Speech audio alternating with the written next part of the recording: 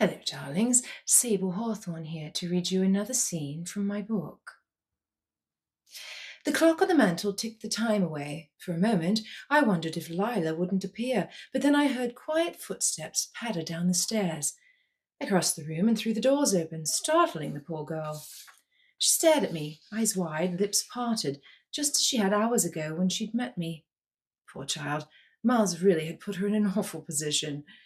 She plastered a smile across her pretty features, fake, but endearing nonetheless. "Lila," I asked innocently, "where are you going?" She smiled more broadly, like she'd been caught in a lie.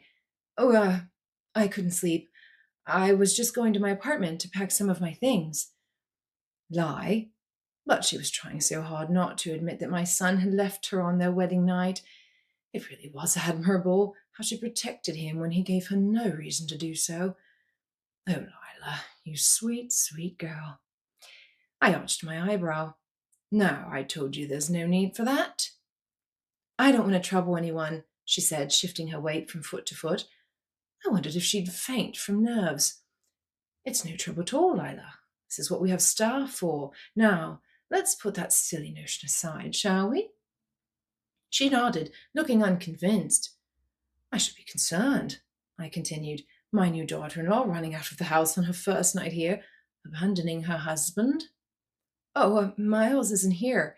She pressed her lips together like she regretted the words the moment she'd said them. I tilted my head, pretending I didn't know that. "Isn't he? Whatever could have pulled my son away from his new bride?" He said he had some business." "I'll bet he did. Miles could be such a fool. He really shouldn't neglect you like that." How could she answer? It was becoming clearer and clearer that this was a marriage of convenience between the two of them. What convenience it provided her remained to be seen. But still, this wasn't about love. Yet she attempted to cover for him despite having no clear reason to do so. She tightened a grip on that cheap little bag she carried, and I reminded myself we would need to do something about that wardrobe. "Oh, it's all right," she said.